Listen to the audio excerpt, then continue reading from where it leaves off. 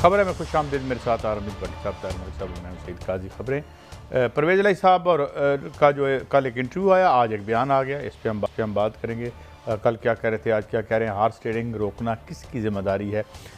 इसके अलावा election commission अप्रैल से पहले कोई फैसला कर सकता है। गालबन ये जो फंडिंग वाली बात है उस पर उसके हवाले से होगा। और 27 मार्च के जल्द से जुलूस से निज़ाम ख़तरे में डाला जा सकता है।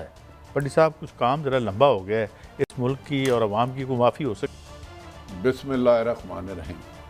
काजी साहब, इस अवाम की बदकिस्मती है, इसने इस मुल्क के लिए बनाने के लिए लातदाद हमारे बड़ों ने, बुजुर्गों ने कुर्बानियाँ दी, लेकिन जितने भी सियासतदान आए इस मुल्क को इन्होंने फुटबॉल से ज़्यादा अहमियत नहीं दी। एक किक मारी उधर चले गए, दूसरे ने किक मारी, तीसरे किस निज़ाम को फुटबॉल बनाया हुआ है। निज़ाम आर्टिकल 94 आ गई, अब आर्टिकल फलानी आ गई। आवाम को आप आजकल देख रहे ना, अदम एतमाद आ रही है। कल के दुश्मन किस तरह गिरे, अपने बगलगीर हो रहे हैं, और कल के दोस्त आज एक दूसरे को छुरियां मार रहे हैं। इसमें मुझे बताया अवाम क्या काम क्या है। मतलब है समझ में नहीं आता कि जो बयान अब मैं सुन रहा हूँ, उसके नोट ले रहा हूँ, ठीक 10 मिनट बाद यही लीडर इससे मुतजाद बयान दे रहा होगा। तो यही अपोजिशन लीडर है, जाके हुकूमत को यकीन दिलाते हैं हम आपके साथ हैं। 15 मिनट बाद अगली प्रेस कॉन्फ्रेंस होती है, अपोजिशन को कहते हैं हम आपके साथ हैं।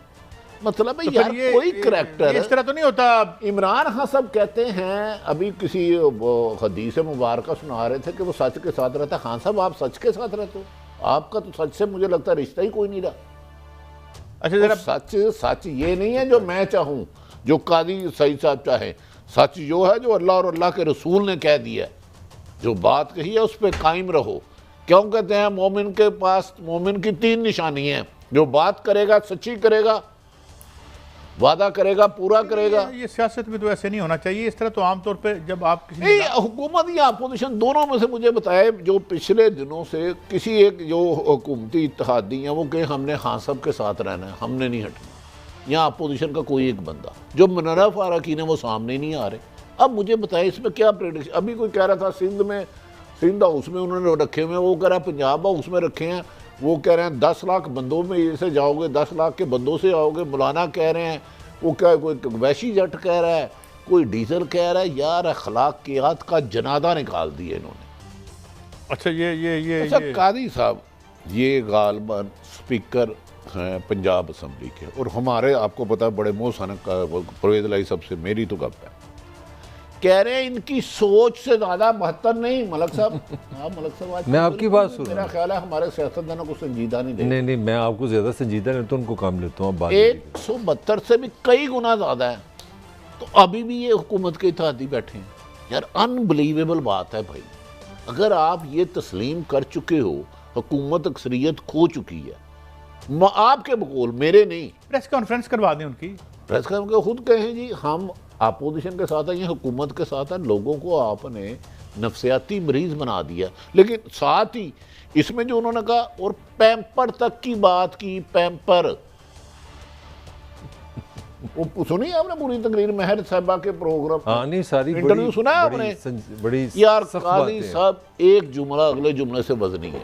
तो 100% है, तो ये क्यों उनके साथ खड़े हैं? मलक साहब से पूछे, वो कह रहे हैं सारे इत्तेहादियों का ट्रेंड 100%, मार्जिन भी नहीं उन्होंने माइनस दिया। मलक साहब फिर इस हुकूमत के अखलाकी जवाब रहता है?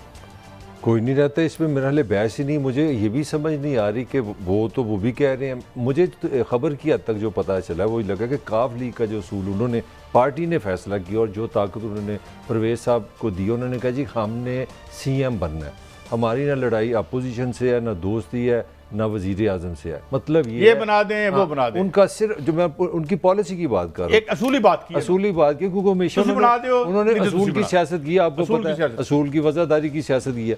उन्होंने कहा जी कि मैंने ये पार्टी का मौक़िफ़ है कि हमने CM बनना है, लिहाजा अब लड़ाई इस चीज़ की है कि इंश्योरेंस कहाँ पे है, गारंटी कहाँ पे है। और बाज़ औक़ात लगता है अगर आप आज उनके बयान पे जाएंगे तो बाज़ औक़ात ऐसे भी लगता है कि एकदम उन पर कोई दबाव भी आ जाता है, और एकदम वो थोड़ा सा U-टर्न भी कर लेते हैं। शायद उन्होंने इमरान खान से ये U-टर्न सीख लिया, कुछ इस तरह का चक्कर लगा मुझे। नहीं बस देखें ना, पार्टियों में नजरियाती इख्तलाफ होते हैं। एक पार्टी एक सब पार्टी के साथ है, मगर यहाँ तो एक इतनी हमांगी और यकजेती है, और एक ऐसी मिसाली पोजीशन है कि भाई तुसी नहीं बना दे तो तुसी बना दो। मतलब इस पे आप क्या कहेंगे? नहीं, मैंने तो आपको क्रिस्टल क्लियर बात बता दी। ये पार्टी की पॉलिसी, मैं आपको खबर दे रहा हूँ कि पॉलिसी पार्टी ने सारी ने ये कहा कि हमारा कोई किसी किस्म का किसी से कोई लेना देना नहीं, हमें सिर्फ 100% जो ये इंश्योरेंस दे देगा कि आप CM पंजाब हैं, हम उसके साथ। Very good.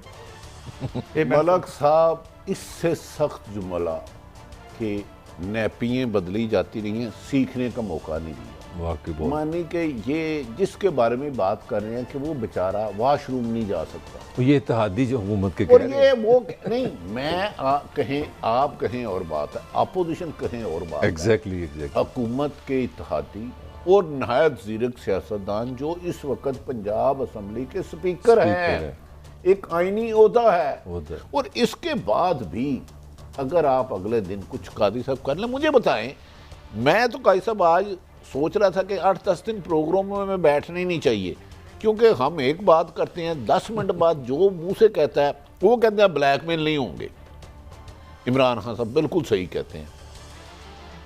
आपको पता है किस किस हुकूमती लोग को क्या क्या ऑफर हो गई, अनबिलीवेबल। ये 20 करोड़ तो बहुत पीछे रह गया है, अच्छा काम तो अरबों पे पहुंच गया है। अल्लाह अल्लाह अल्लाह, ये बस 1 साल की जो बाकी हुकूमत उसके लिए ये 10-15 दिन में इस सारे ये जो रेट बढ़े हैं ना, अनबिलीवेबल है। और मैं हैरान हूं कि मेरे पास एक PTI के वजीर आए, तो मैंने कहा यार आपकी तो बड़ी नाराजगी थी, उनको जो उन्होंने ऑफर दिया मेरा ज़हन ही नहीं तस्लीम किया। उधर फवाद चौधरी हमारे दोस्त कह रहे हैं 18-20 करोड़ रुपए की बोलियां लग रही हैं।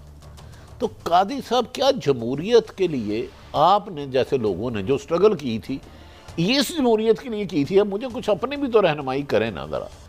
वो कहते हैं जिन्होंने ख़राब की तसन, किन्होंने? जिनकी मान रहे थे वो। अगर कादी साहब, अब मैं अखलाकियात का तो जनाजा इसे धूम से उठना चाहिए। पहली दफ़ा वक्त आया 3.5 साल में कि अपोजिशन की संजीदा कोशिश हुई है, वरना इमरान साहब हमेशा कहते हैं ना, जालिम और मजलूम का साथ देना चाहिए। इमरान खान साहब से एक गुजारिश है, आप हमारे वजीर आके ऑन ओथ कह दें, जब चेयरमैन सेनेट के खिलाफ अदम एतमाद आई थी, आपका क्या रोल था, और जिनको आज आप ताना दे रहे हैं उनका क्या था? जब आपने एतमाद का वोट लिया, अच्छाई और बुराई की तरफ लोगों को भेज दिया ना, न्यूट्रल हमें तो जानवर बना दिया। उन्होंने कहा जी इंसान तो न्यूट्रल हो ही नहीं सकता, जानवर न्यूट्रल होता है क्योंकि वो चीड़ फाड़ करता रहता है। तो कादी साहब, ऐसे में मुझे बताएं इस कौम का फ्यूचर क्या है? आपकी इकॉनमी, आप जो अगर फिगर देते हैं कि ज़मीन बोझ हो गई है, अमेरिका जैसा मुल्क ख़त्म हो गया, और हमारी लड़ाई क्या है कि मेरे साथ आ जाए तो तेरे सारी खामियाँ दूर, तेरे करप्शन भी जायज़, तेरा डाका भी जायज़, चोरी भी जायज़, ना आया तो तू मुल्क का दुश्मन है। जब सोच ये आ जाए, हुकूमत हो या अपोजिशन, दोनों तरफ, मैं किसी एक को नहीं कह रहा हरगिज़, क्योंकि यही मोहतरम आसफ अली जरदारी साहब ने जिन्होंने नासूर कहा था नवाज शरीफ साहब को। इसमें आप पाकिस्तान का फ्यूचर क्या देख रहे हैं, मुझे वो बताएं। कादी साहब, आप शॉर्ट ना सुनाएं, कुछ अपनी बात बताएं। भट्टी साहब, मैं क्या सुनाऊं, मैं आपके सामने हैं चीज़ें, अभी तो हमने वो बातें भी सुनानी है जो आज कही हैं।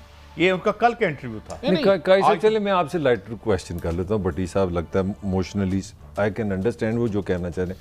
आप इसको कोई कॉमेडियन फिल्म नहीं समझ रहे, कोई जैसे मजाक चल रहा है, ये ब्लैक कॉमेडी क्या, किस तरह जरा समझाया ना मुझे। आप लिटरेचर पढ़ाया आपने, इस तरह की कोई दुनिया में रियासत आई है, इस तरह का ड्रामा हुआ है? ब्लैक कॉमेडी है। अच्छा, वो क्या होती है, जरा समझाया ना हमें। मेरा मतलब है कि वो ट्रेजिक कॉमेडी जिसे कहते हैं आप। अच्छा, मतलब इसमें हंसी भी आती है, रोना भी, दोनों काम रोना भी आता है, कभी कभी हंसने लग पैंदा है, कभी रोने लग पैंदा है।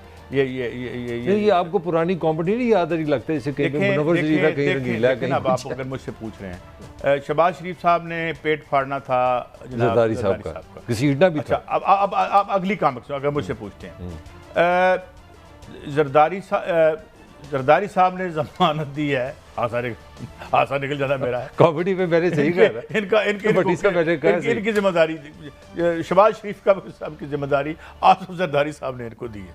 और पता नहीं इनकी जिम्मेदारी पता नहीं किसने दी है। अच्छा, मौलाना ने भी एक दफ़ा कहा था कि ख़वातीन की जो हुकूमत है वो इस्लाम में भी जायज़ नहीं, पाकिस्तान के लिए भी अच्छी नहीं। याद है आपको? जब अब वो सुनने में आ रहा है कि वो मरीम नवाज जब वो जाएंगी जलसा लेके तो वहाँ पे भी होंगे, वो साथ होंगे। तो कोई समझ नहीं आ रही क्या हो रहा है, मतलब हम किधर जाएँ, नई नस्ल को क्या समझाएंगे? मेरा आपसे एक सवाल है, आप टीचर रहे हैं ना, अब भट्टी साहब आप बताएं, नई नस्ल को आप पाकिस्तान की सियासत किस तरह एक्सप्लेन करें? कादी साहब लगता है मेरे से नाराज है ना कि मैं तो गुस्ताखी का तस्वुर भी नहीं, आपने बड़ी मोहब्बत से उनसे बात का वो जवाब नहीं दे। नहीं मैं भट्टी साहब मैं तो सवाल पूछने के लिए बैठा मैं तो नहीं ये कौन सा है, कोई मैथ का हो रहा है सवाल? ये हम आप माशाल्लाह हमसे ज़्यादा सीनियर हैं, आप अच्छे एनालिस्ट हैं। सिर्फ मुझे ये बता दें, काजी साहब ने नई जनरेशन को जो पढ़ाते हैं बड़ी खूबसूरत ये पढ़ाया है कि सच और तमीज़ की किए बगैर अंती तलकीन कर दो। मतलब है आपने नई जनरेशन को ये पढ़ाया है कि आप अपने मफाद के लिए मुल्क की हिफाजत दाव पे लगा दो, लोगों के किरदार दाव पे लगा दो, गलाजत को ले आओ, अखलाकियात को दफन कर दो, ज़ाती मफाद पर, मुल्की मफाद पर ज़ाती मफाद को तरजीह दे दो, मुझे हुकूमत दे दो, मुझे हुकूमत छीन लो। मतलब है काजी साहब क्या पढ़ाया नई जनरेशन को? आप भी रोजेश जवाब दे। सबसे अच्छा फ़ायदा क्या हो रहा है इसमें? फ़ायदा क्या हो रहा है इस हालात में? बहुत फ़ायदा हो रहा है। अच्छा, केस सारे बंद, टीटियाँ ख़त्म। अच्छा वो जो केस था अपना चीनी शुगर का, वो केस खत्म, महंगाई का जिक्र खत्म, बेरोजगारी का जिक्र खत्म। मैं बता देता हूँ इसके फवायद क्या है। अभी कोयटा में टीचर्स पर जो है निकले थे अपने, उन पर लाठी चार्ज हुआ है। इधर बाहर टीचर बैठे हुए, कोई बंदा एक सेकंड की फुटेज मैंने कल आपको बताया 1,20,000 रेलवे वालों को पेंशन नहीं मिली। इससे इतने फायदा क्या है? चलें अब वापस इसी मौजूद की तरफ आते हैं। हम बीच में इंटरपोलेशन भी हो जाती हैं। कुछ पेशावर के बारे में कहा है उन्होंने। पेशावर हमारा बड़ा प्यारा शहर है, आपको पता है, दिलीप कुमार साहब कहते लोगों, राजकपूर का भी शहर है और माशाल्लाह ये शाहरुख के भी बाप का, शाहरुख भी उधर ही हीरो पैदा होते हैं। जी बस ये देख के तो दिल करता है मैं चकवाल का नाम ही काट दूँ। लेकिन नैब का एक तो आ गया है, प्रेस रिलीज भी आ गया है।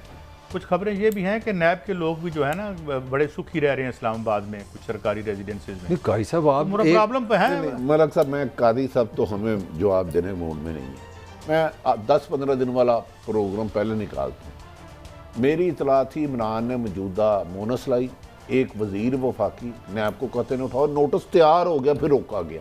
यार ये ब्लैकमेल करके मुल्क चला रही है। अब तो वजाहत आ रही है नैब की नहीं। मैं तो एक रिपोर्टर हूँ, मैंने इसी खबर है मैं कहा हुआ है, मैं निकला दूंगा। सही है। जिस दिन इन्होंने ऑर्डर दिया उसी दिन मुझे कहा, मैं कहा यार ये कैसे मुमकिन है, आजकल तो शेरो शिकन है हुकूमत और नकाफ ली। उन्होंने कहा जी मोनस लाई साहब का नाम लेके हमने नोटिस तैयार किया।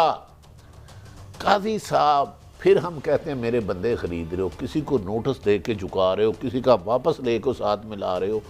अपोजिशन कुछ कह रही है, हुकूमत कुछ कह रही है, लेकिन कानून कहता है कि नहीं तुम इंसाफ करो। ये इंसाफ करना, मुझे वो एक वाकया याद आ गया। नहीं अब परवेज लाई खुद कह रहे हैं कि मोनस लाई का उन्होंने कहा, मैं तो नहीं। मैं एक छोटा सा वाकया आपको सुनाता हूँ। इसमें ये जो भट्टी साहब आप बता रहे हैं इसके सवाल का जवाब में, हमारे बड़े चिक दोस्त थे, भट्टी साहब भी कॉमन दोस्त है। मैंने उनसे पूछा कि साहब ये इस मुल्क में सियासी जमातें किस तरह लोग अपनी वफादारी बदल लेते हैं। कहते हैं बड़ा आसान है, मैंने अपने दफ्तर में बैठा, मैंने वहाँ पे सबकी फाइलें रखी, कुर्सी पे बिठाया, उनको बताया भी ये आपके केसेस हैं, तो सुबह आप फैसला कर लें, आपने पार्टी बदलनी है कि केसेस में जाना है। तो मेरा ख्याल है यहाँ तो बड़ा फौरी इंसाफ हो जाता है पाकिस्तानी सिस्टम में।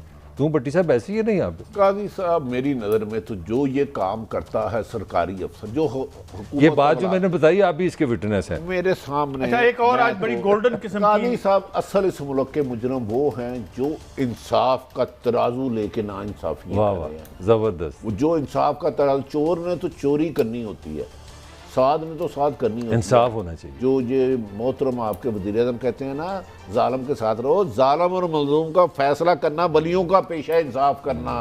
ये तो कैसे खिदमत करे? मिसाल के तौर पे कोई मतलब है कोई 2 लाख बंदे की टीटियां खुलवानी शुरू कर दे, वो सही कैसे करें बताएं ना। उनका वो कह रहे हैं हम जो सारे जो लड़े हैं ना, तो किसी को गवर्नर बना दे, किसी को वजीर खजाना बना दे, किसी को वजीर सेहत बना दे, FIA को ताला लगा सारा हिस्सा दे दे, इंक्वायरियां खत्म कर दें। अब क्या लड़ाई है? शबाना कौन है? वो मेरा ख्याल है फिल्मों में शबाना रोज कह रहे थे। शबाना कौन? शबाना एक एक्टर थी, शबाना रोज बंगाल से, मतलब होता है कि वो शबनम थी यार। शबाना भी थी, शबाना भी कहते हैं दिन रात शबाना ये लगा रहे नया बहाना। मेरी मेरी उम्र आपसे ज्यादा है, शबाना भी एक एक्टर थी। अच्छा कई साहब आप बताएं, नहीं वैसे अच्छी गुफ्तगू है आजकल प्रोग्रामों में जिक्र किया जाए फलां अदाकारा कैसी है, फलां मौसम कैसा है, बचपन में कादी साहब आप क्या खेलते थे, क्योंकि सच्ची खबरें दोगे तो आजकल तो आपको न्यूट्रल हो गए तो आप जानवर हो जाओगे, जानवर हो जाओगे तो भेड़िए भी हो जाओगे, न्यूट्रल हो जाओगे, गधे भी हो जाओगे। गाना मैं सदाए जिंदगी हूँ मेरा नाम है शबाना, तो गाना भी था ना शबाना, कोई नया ला बहाना, और हमने है मिलजुल के खाना, गामा माना, एक नेशनल गवर्नमेंट बनाए और उस नेशनल गवर्नमेंट में खाने पीने का सामान दोबारा तैयार किया जाए। अब क्या दुकान लगी है, अब MQM कहती है मैं सिंध का गवर्नर है, तो पंजाब में CM साहब फरमा रहे हैं हमारे स्पीकर साहब मुझे CM बना दे, प्राइम मिनिस्टर अब इमरान अपना शहबाज शरीफ को बना दें, मेरे लिए प्रेसिडेंट इमरान खान को बना दें। मकसद ये है कि हर एक बंदे को मलक साहब पहले ये है नेशनल गवर्नमेंट। पहले तो आप कह रहे थे कि इमरान खान साहब PTA कह रही थी कि उन्हें अमेरिका गिरा रहा, सुना इनकी हिमायत में भी कुछ मुल्क आ गए। सर देखें वो भट्टी साहब वही मसला है, हमारी सबसे बड़ी जो प्रॉब्लम मैं समझता हूँ हमारे में असूल परस्ती नहीं। अगर आप मेरी हमायत में है, अगर आप मेरे साथ अच्छे हैं तो फिर रूल ठीक है, मैं न्यूट्रल हूँ, फिर न्यूट्रल है। आज अगर इमरान खान साहब इस बच जाएं इस मैं समझ रहा हूँ अदम एतमाद से, और अमेरिका से प्रेसिडेंट का फ़ोन आ जाए तो वो पता क्या कहेंगे, मैं तो मगरिब का एक्सपर्ट हूँ, वो मुझे जानते हैं, मैं आपको बताता हूँ पाकिस्तान के कितने फ़ायदे होंगे अमेरिका के साथ। मैं आपकी हमायत कह दूँ तो आप मुझे अच्छा कहेंगे, मैं कादी साहब से इख्तलाफ कह दूँ तो मैं जानवरों में चले जाऊँगा। मुझे ब्रेक लेनी है, मुझे कोई CM बना दे, मुझे कोई ओहदा चाहिए, MQM दे दे, मुझे कोई इतराज़ नहीं है, वो भी मेरी बड़ी दिल के करीब है, पीपल्स पार्टी दे दे, PTI दे दे, हम हाजिर हैं, कोई और खिदमत साढ़े लाख। लेकिन इसके बाद एक ब्रेक, और ब्रेक के बाद हम हाजिर होंगे। हॉर्स ट्रेडिंग जो है तो बड़ा लिक्विडेटिव काम है, इसको क्यों ख़त्म करना है यार, कुछ खाना पीना भी तो है हमने। एक ब्रेक के बाद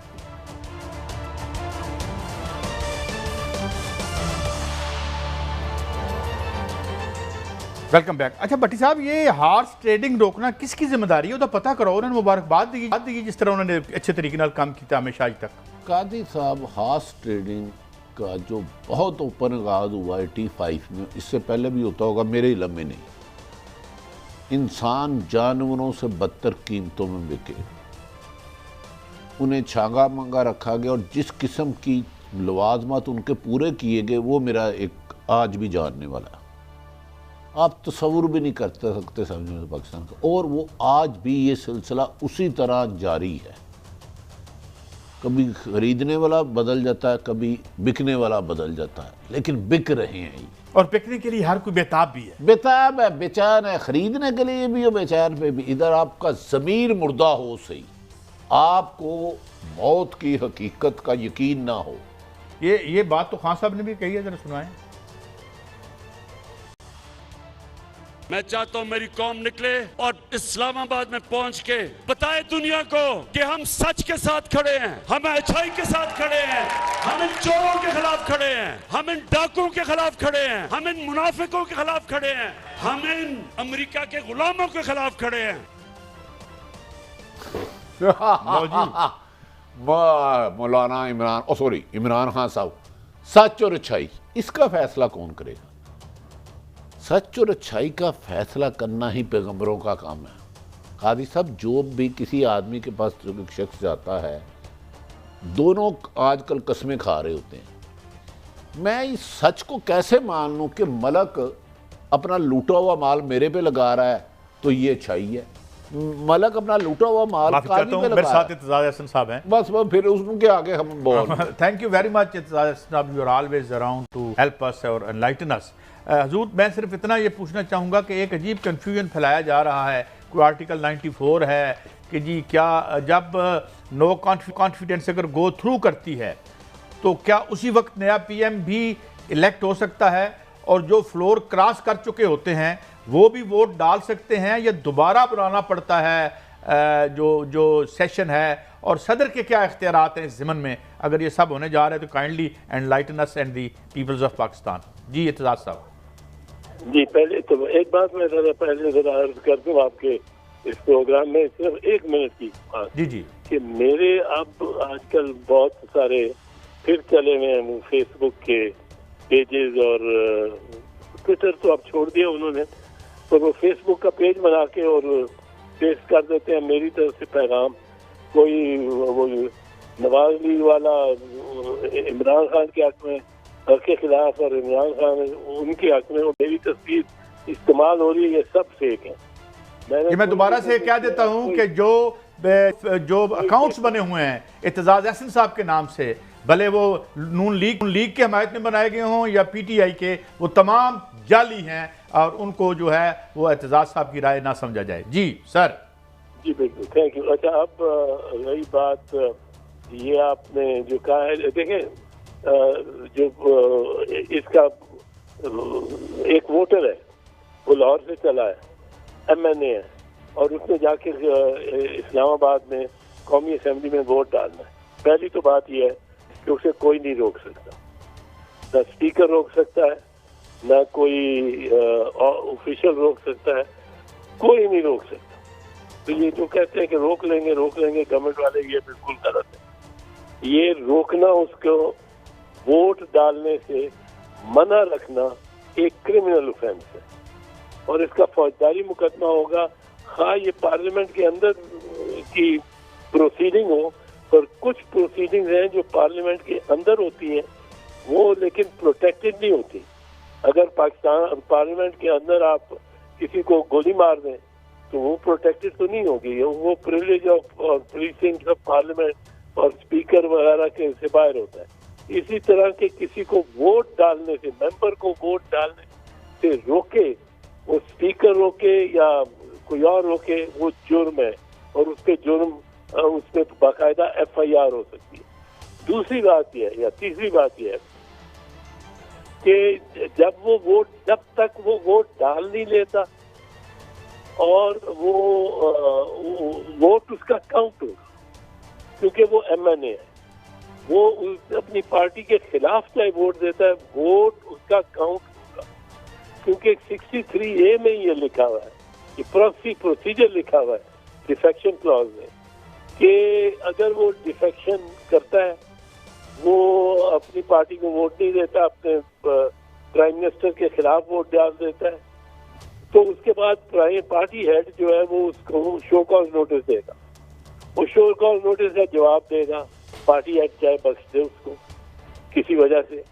फिर अगर पार्टी हेड नहीं बख्शता तो पार्टी हेड एक डिक्लेरेशन दे के कि वो डिस्क्वालिफाइड है, वो भेज देगा इलेक्शन कमीशन को।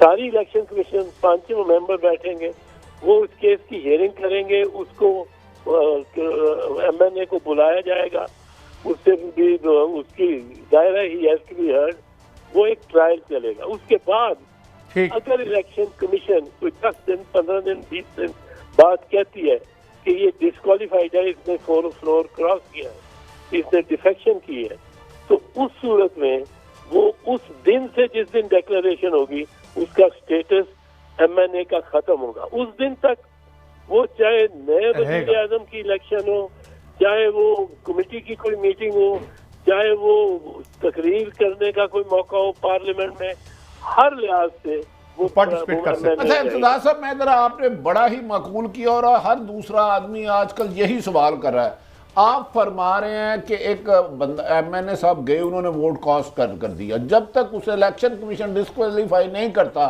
तीसरे दिन कोई नए इलेक्शन होते हैं प्राइम मिनिस्टर के लिए, और उसमें वोट डाल सकता है दोबारा, वो जब तक इलेक्शन कमीशन ना करे डाल सकता है। वो MNA है उस वक्त तक जब तक उसके खिलाफ हतमी फैसला इलेक्शन कमीशन नहीं देता।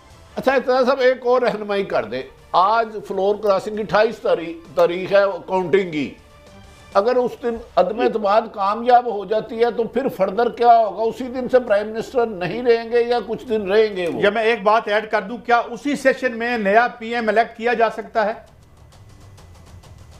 उस सेशन में नया PM का इलेक्ट नहीं किया जा सकता, तो नया वो एक सेशन ही उस एक जारी होगा, उसके लिए बाकायदा नोटिफिकेशन जारी जिसमें नया प्राइम मिनिस्टर इलेक्ट होना होगा, उसके लिए बाकायदा एजेंडा बनेगा,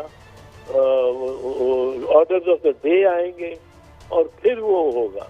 अच्छा सर, थोड़ा सा चूंकि वक्त कम है, मैं मजीद आपसे अपनी क्लैरिटी चाहता हूँ, एजुकेशन चाहता हूँ। आर्टिकल 94 है, उसके तहत प्रेसिडेंट ने बुलाना है, वो बाउंड है किसी खास वक्त में बुलाने का, और क्या जब तक नया पीएम नहीं आता पुराने पीएम रहेंगे? वो रहेंगे इस हद तक।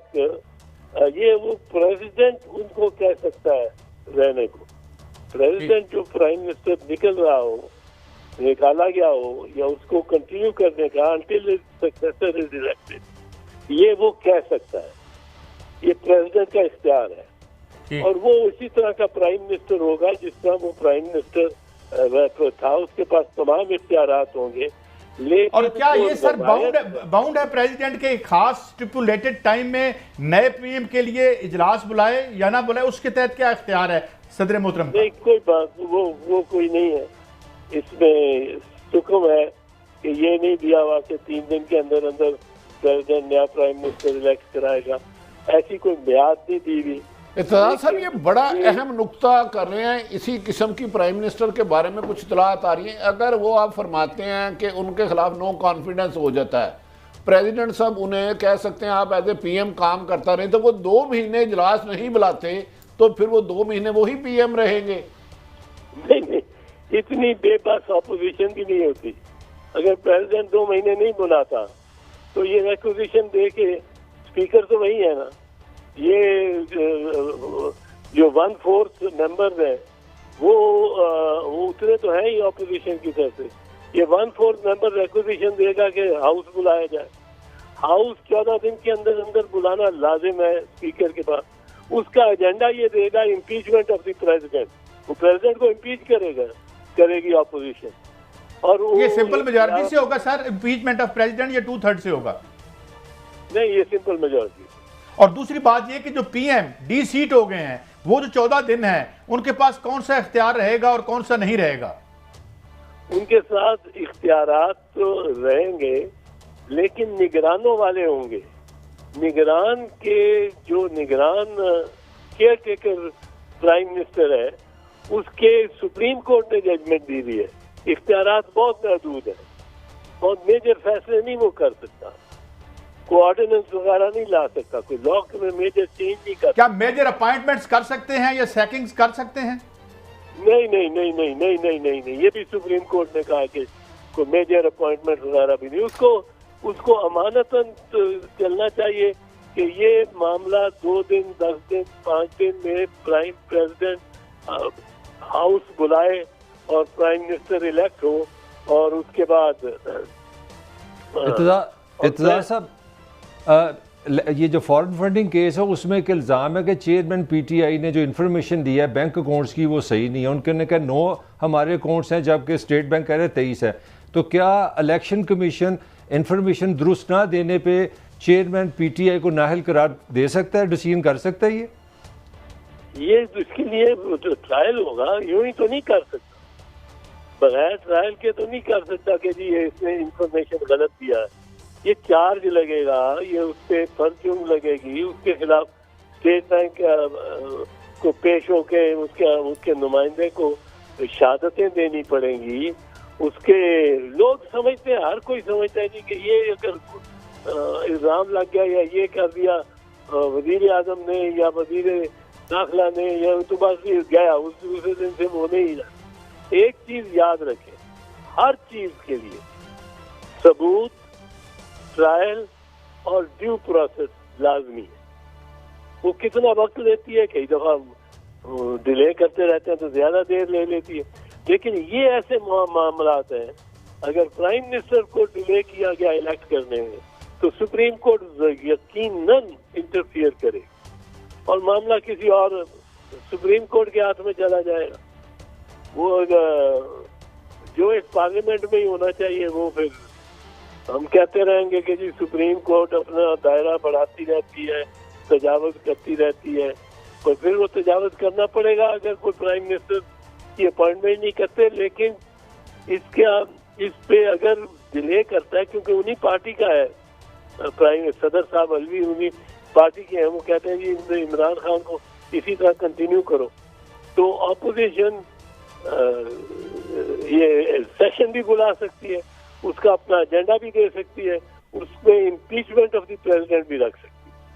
और प्रेसिडेंट को इम्पीचमेंट का लाले पड़ गए तो वो खुद ही बुलाएगा।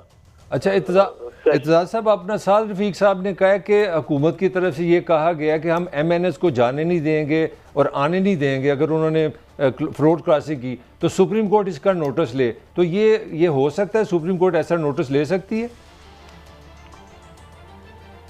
ले भी सकती है। अब अगर इतनी बरमला ये कह रहे हैं कि हमने किसी को आने ही नहीं जाने नहीं देना, और 10 लाख आदमियों से गुजर के वो MNA जाएगा वोट करने, और 10 लाख आदमियों के नीचे से वापस आएगा, यानी पिटाई कराएगा, यानी उसके चिथड़े हो जाएंगे।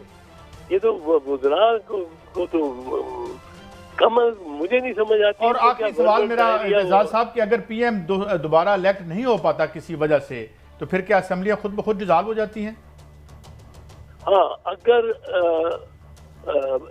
एक मुनासिब अर्था, वो भी उसका भी टाइम नहीं दिया गया, पर 2-4 मौके देता है प्रेसिडेंट, किसी को बुला के कहता है मैं तुम्हें नामजद करता हूँ वजीर आज़म, और आप वोट ऑफ कॉन्फिडेंस ले लेना महीने या वो है 7 दिन के अंदर, 7 दिन के अंदर आप वोट ऑफ कॉन्फिडेंस ले लेना, तो वो वोट ऑफ कॉन्फिडेंस नहीं ले सकता। दूसरा को बुलाते हैं वो भी नहीं ले सकता, तो कोई मेजॉरिटी ले ही नहीं सकता। तो फिर the president has the duty to dissolve the assembly. And provincial assemblies also, या दे वुड स्टे? नहीं, प्रोविंशियल असेंबली को कुछ नहीं होता, वो तो रहेंगी, वो अपनी है, उनकी अपनी शिनाख्त है, वो नहीं जाती। Thank you. बहुत आपने मुख्तसर वक्त में हमें बता दिया, and we are always very thankful to you Ittezaz Hasan साहब। तो बहुत सी बातें सामने आ गई हैं। ब्रेक है और इस ब्रेक के बाद हाज़िर होते हैं। तो फिर ये जो 27 मार्च वाला मामला है कि क्या बड़ा फैसला आ रहा है इलेक्शन कमीशन की तरफ से, और जलसे जुलूस जो हैं उनका क्या सिलसिला है ब्रेक के बाद। Welcome back. भट्टी साहब, ये जलसे हो रहे हैं और खासी क्राउड्स भी ड्रा कर रहे हैं खान साहब, तो वो बेसिकली अब क्या ये लड़ाई सियासत के मैदान में ले गए हैं और जलसे जुलूस के मैदान में ले गए हैं? सब जलसे करना तो हर पॉलिटिशियन का हक है, लेकिन मेरी समझ से बाहर है, अदम एतमाद आई है। उसको कामयाब या नाकाम करना हुकूमत और अपोजिशन का काम है, और उसका फैसला मुकद्दस ऐवान असम्बली में होना है। जलसों से क्या तासुर होगा? देखें, अगर वो अपोजिशन 172 आदमी पूरे नहीं कर सकती तो अदम एतमाद नाकाम हो गई, वज़ीर आज़म कामयाब हो गई। बाकी 6 महीने उनकी तरफ कोई देख भी नहीं सकता। खुसूसन इस जलसों में जो डी चौक का जिक्र कर रहे हैं, चलो दीर किया, हाफिजाबाद किया, वो अलग डिबेट है। उधर अपोजिशन भी आ जाती है, हुकूमत भी आ जाती है। ये 10 लाख कह रहे हैं, 10 लाख तो है शायद 10-10 हज़ार का सब दोनों जमातें अपोजिशन और हुकूमत आमने सामने आ जाती है। मुझे बताएं, क्या किसी में कैपेसिटी है उधर तसादम को रोक सके? क्या होगा फिर? एक आप 10,000 बंदा ले जाते हैं, एक मलक साहब ले जाते हैं, उन्हें कोई दुनिया की ताकत कत्लो गारत से, नुकसान से, तसादम से नहीं रोक सकती। अब चाहते क्या है इस मुल्क के साथ? हुकूमत और अपोजिशन दोनों से मेरा सवाल है। हमने हुकूमत को एक प्लाट समझ लिया है जिस पे हमने कब्जा करना है, मुझे तो यही लगता है। कब्जा करना, क्या करूं? काई साहब अपनी जुबान पे वो कब्जा करना है अभी। ये देखे ना, यही है ना, दादा वास्ता हो है कब्जा। देखे ना, पहले तो अच्छा मलक साहब मेरी गल दा माइंड ना करना, पहले भी छड़ाया गया सी, यदि बड़ी तकलीफ इचने बहुत तकलीफ में आप, वो भी कब्जा ही था। अच्छा, ये जी वो कहते थे अगले 5-7 भी जो आला तरीन सीटों पर बैठने वाले हैं ना, वो हमारे ही अपॉइंट होंगे।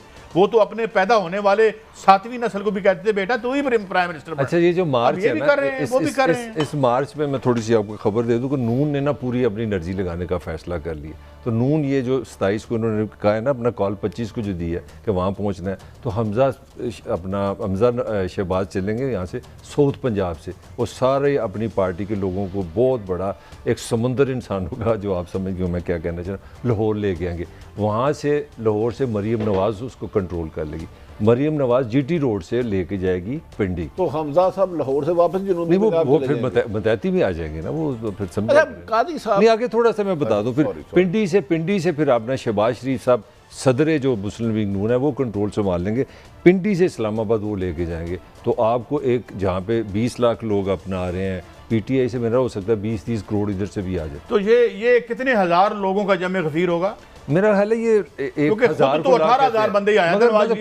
मैं थोड़ा सा वैसे बात करनी नहीं चाहिए, थोड़ी कर ही दूँ। जो हमारा जो पॉलिटिकल हिस्ट्री है, जो थोड़ी सी खबरें भी हैं, होना माना कुछ भी नहीं है। यहाँ आपकी अदालतों से डंडा आ जाना कि भी खबरदार किसी ने ऐसा काम किया।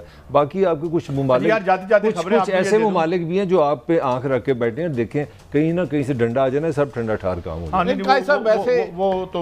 डंडा आए ना आए, मेरा ख्याल है हुकूमत और अपोजिशन को अवामी तसादम कराने से गुरेज करना चाहिए। तो अनाउंस कर रहे हैं, आप कहते हैं गुरेज करना चाहिए। मैं भी तो राय, ये दुनिया की पहली हुकूमत है जो अपोजिशन से ज्यादा अग्रेसिव है। बात ये है, मेरी बात सुनिए, जिन्होंने यहाँ मकामी एस्टेब्लिशमेंट के पांव पकड़े हुए थे, उन्होंने अब आलमी एस्टेब्लिशमेंट के पांव, ये भी बड़ी पुरानी बात है। क्या कोई मुश्किल है? बड़ी पुरानी बात है काई साहब, बड़ी पुरानी बात है। पुरानी क्या बात? क्या पुरानी बात सर? यहाँ पर सामने हमेशा फॉरेन फैक्टर है। आज ना 10 साल पहले भी था, 25 साल पहले भी था। कह रहा हूँ ना, बेनजीर 96 में कहाँ मिली थी? मुशर्रफ को पास में मिली थी, अबू धाबी में मिली थी। मैं कहता हूँ कि एक मियाँ साहब को ठीक साबित करने के लिए 7.5 बिलियन लोग चोर हैं। मैं आपकी बात मान लेता हूँ, मगर बात यह है कि 23-24 तारीख को कुछ सुना है दूसरे मुल्क के लोगों को मियाँ साहब इंटरव्यू देने जा रहे हैं। अच्छा, ये झगड़ा और बढ़ेगा। ये कहानी इतनी आसान नहीं है, और इस दफा जो कब्जा छुड़वाया गया है ना, उस पर दोबारा कब्जा करना इतना आसान कहानी का एक फिक्र में आपकी ख्वाहिश आपकी जगह, बट काजी साहब इस कहानी में और फजल रहमान साहब भी न्यूट्रल हो जाएंगे, मैं ये बता दूं आपको। पाकिस्तान के अवाम नहीं इस कहानी में, जो मर्जी आप कहानी नवाज शरीफ खत्म होगा तो फिर तो इमरान खान को चाहिए सुबह इजलास बनाए, नॉकआउट करके अपोजिशन को घर भेजे। मैं होता तो फिर मुझे इतनी अक्सरियत होती, इमरान खान साहब को देखो ये हक है उनका अपोजिशन काम करे, तो फिर वो 23 को क्या इंतजार कर रहे हैं? पीर को बुलाए और मैं पहले सिर्फ ये बात कर रहा हूँ कि मकामी एस्टेब्लिशमेंट के बूट पॉलिश करने वाले और फिर आलमी एस्टेब्लिशमेंट के पांव में बैठने वाले, अब उनको हम यहाँ बैठ के जस्टिफाई करके अपने मुल्क का मुस्तकबिल उन बच्चों को उनके हाथ में देने के लिए यहाँ मैं बैठ के तजिया करूँगा बड़ी साहब, तो फिर तो आप की करोगे मेरे नाम? सर मैं आप यहाँ हुकूमत या कौन एस्टेब्लिशमेंट के बगैर आया इस कहानी में? ये किसने नहीं किया? मोहम्मद खान डाकू भी तो डाकू था, वो उसने भी तो, उजैर भी तो डाकू था, मैं हो गया तो फिर की होया? ये हमारा लाइन ऑफ आर्गुमेंट नहीं, हमारा लाइन ऑफ आर्गुमेंट है कि एक बंदा डाका मारे जायज है, दूसरा नजायज। ये मैं कह रहा हूँ यार, ये तो मैं कह रहा हूँ, दो चोर ने नहीं, मैं कह रहा हूँ जो भी गैर कानूनी काम करता है, अख्तियार से तजावुज करता है, हमें मलिक साहब मुझे नामों से नहीं कर, हम क्लोजिंग करनी है ना, हमारे का कोई डाकू नहीं होना चाहिए, डाकू डाकू ही होता है, और अगर हम उसके साथ खड़े होंगे तो बुरी बात। इजाजत चाहते हैं, कल फिर मिलेंगे, अल्लाह हाफिज़।